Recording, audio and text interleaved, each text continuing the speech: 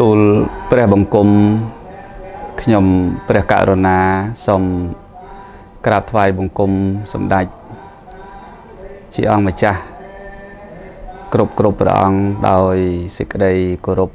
និងដោយសេចក្តីកោតក្រែងខ្ពង់ខ្ពស់សូមក្រាបថ្វាយបង្គំចំពោះព្រះមន្ត្រីសង្ឃព្រះរាជាគណៈព្រះថេរានុថេរៈគ្រប់ព្រះអង្គដោយសេចក្តីគោរពនិងដោយសេចក្តីកោតក្រែងអាត្មាភាពសូមចម្រើនពរចំពោះសម្ដេចទ្រង់ឯកឧត្តមលោកអគ្គញាអស់លោកស្រីប្រជាពុទ្ធបរិស័ទទាំងក្នុងនិងក្រៅប្រទេសដោយសេចក្តីរាប់អាននៅក្នុងព្រះធម៌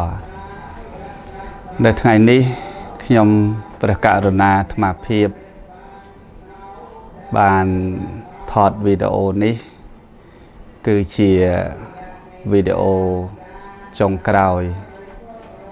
នៃការតាំងនៅភេទជាបព្វជិតខ្ញុំព្រះករុណាអាត្មាភាពនឹងលាចាកសិក្ខាបទនៅថ្ងៃនេះគឺប្រមាណជា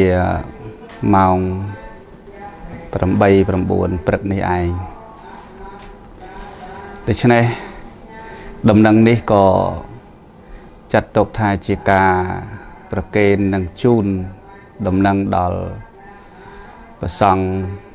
គ្រប់ព្រះអង្គទាំងអស់នៅក្នុងពុទ្ធសាសនាមណ្ឌលនិងជូនដំណឹងដល់ពុទ្ធបរិស័ទទាំងអស់ដែលជាញាតិមិត្តព្រះធម៌ជាពុទ្ធបរិស័ទនៅក្នុងព្រះពុទ្ធសាសនាយើងនេះដែលធ្លាប់តែបានស្ដាប់និងគាំទ្រចំពោះខ្ញុំកណ្ដាលអាត្មាភាពក៏ដូចជាធ្លាប់ស្គាល់ខ្ញុំកណ្ដាលអាត្មាភាពតាំងតែពីការសម្ដែងពធទេសនាទាំងការដែលទំនុកបំរុងចិញ្ចឹមព្រះសង្ឃនៅក្នុងវត្តប្រាសាទនាងខ្មៅកន្លងមកពេលវេលាសម្រាប់សត្វលោកគឺមិនទៀងមិនថិតថេរមិនជាក់លាក់មិនប្រកបដូច្នេះជីវិតជាបព្វជិតរបស់ខ្ញុំកណ្ដាលអាត្មាភាពក៏មានកាលវេលាមិនទៀងមិនថិតថេរមិនប្រកបដូចគ្នាហើយមានបួសគឺប្រកាសជាមានសឹកខ្ញុំកណ្ដាអាត្មាភាពបានសាងភ្នោះតាំងពីអាយុ13ឆ្នាំចូលក្នុងពុទ្ធសាសនាបច្ចុប្បន្ននេះគឺអាយុ40ឆ្នាំគត់ហើយជីវិតប្រភ្នោះមានរយៈពេល27ចូល28ឆ្នាំនេះខ្ញុំប្រកាសណាអាត្មាភាពពិតជាព្រះគុណដ៏ក្រៃលែងចំពោះព្រះរតនត្រ័យទាំងឡាយ3មានពុទ្ធពធប្រសង្ឃជាពិសេសគឺព្រះពុទ្ធសាសនាដែលជាសាសនាដ៏មានគុណមហាធំធេងសម្រាប់ខ្ញុំប្រកាសណាអាត្មាភាពបាន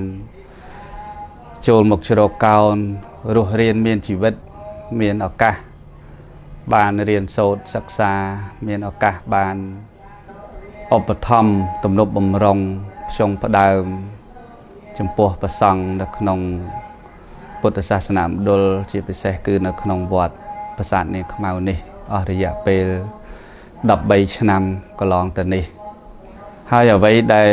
ខ្ញុំកណ្ដាលអាត្មាភាពបានកំណត់ពេលវេលាដើម្បីលាចាកសិក្ខាបទ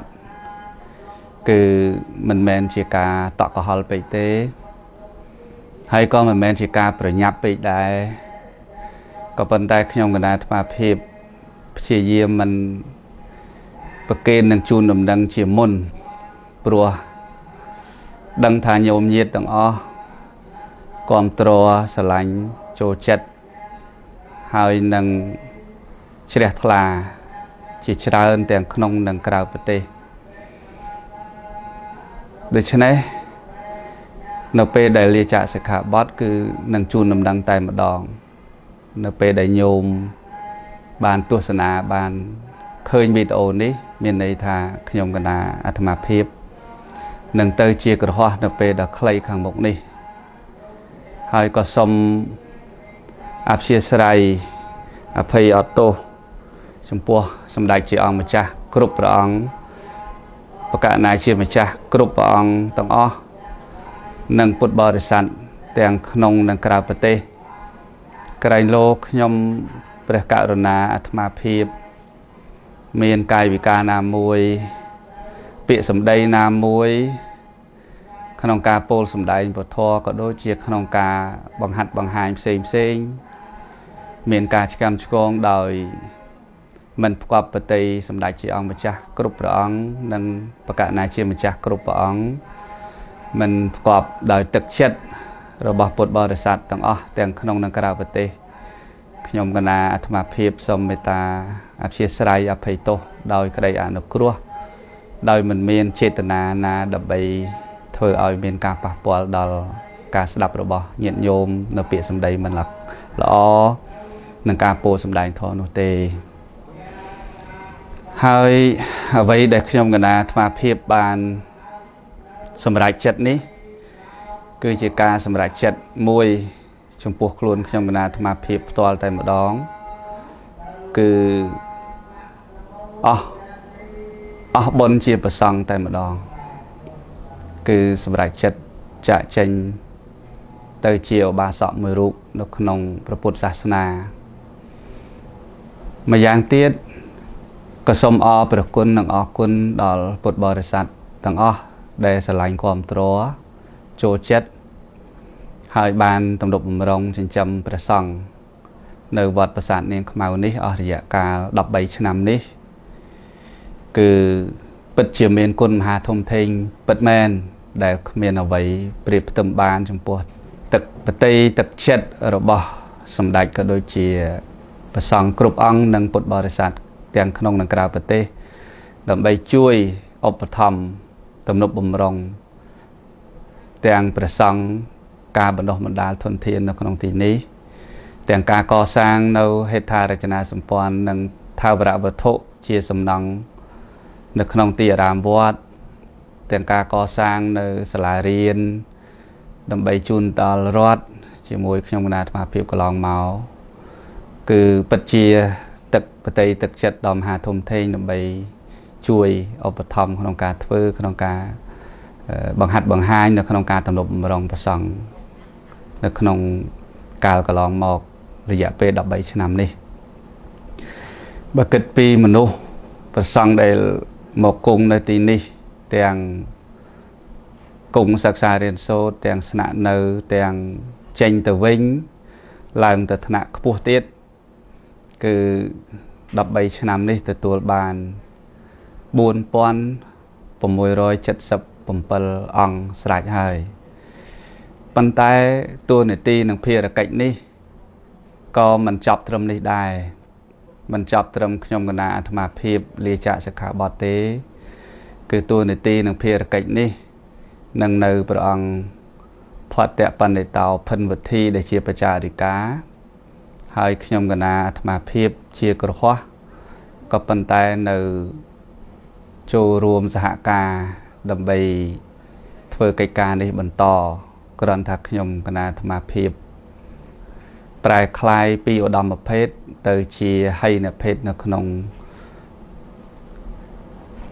ភេទជាក្រហមដូច្នេះសូមការយោគយល់ការអព្យាស្រ័យអភ័យអត់ទោសពីសំណាក់សម្ដេចជាអង្គម្ចាស់គ្រប់ព្រះអង្គពីសំណាក់ប្រធេរានុធេរៈគ្រប់ព្រះអង្គ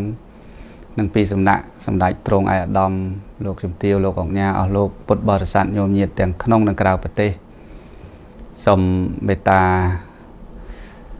ទទួលស្គាល់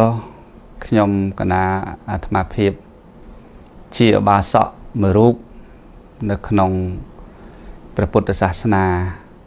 ហើយសូមការទទួលរាប់អានដោយក្តីអនុគ្រោះអំពីខ្ញុំគណៈអាត្មាភាពផងអញ្ចឹងនៅក្នុងពេលដ៏ខ្លីខាងមុខនេះខ្ញុំគណៈអាត្មាភាពនឹងជាឧបាសក លែងត្រត្រង់នៅសម្ពុតត្រៃជីវរតទៅទៀតហើយញាតិញោមអាចមិនជ្រះថ្លាជាមួយខ្ញុំកណាអាត្មាភាពដូចជាប្រសង់មិនអើពើមិនខ្វល់បានប៉ុន្តែសូមញាតិញោមកុំលះបង់នៅប្រសង់និងកូនសិស្សដែលមាននៅវត្តប្រាសាទនាងខ្មៅអីបើចឹងខ្ញុំកណាអាត្មាភាពសូមអនុញ្ញាតក្រាបថ្វាយបង្គំសម្ដេចជាអង្គម្ចាស់គ្រប់ព្រះអង្គនិងសូមក្រាបថ្វាយបង្គំព្រះករុណាជាម្ចាស់គ្រប់ព្រះអង្គទាំងក្នុងនិងក្រៅប្រទេសនិងសូមចម្រើនពរចំពោះសម្ដេចទ្រង់អាដាមអស់លោកពុទ្ធបរិស័ទទាំងក្នុងនិងក្រៅប្រទេសលាចាកភេទជាបព្វជិតនេះទៅកាន់ភេទជាក្រហមនៅពេលដ៏ខ្លីខាងមុខនេះសូមក្រាបថ្វាយបង្គំលាសូមចម្រើនពរលា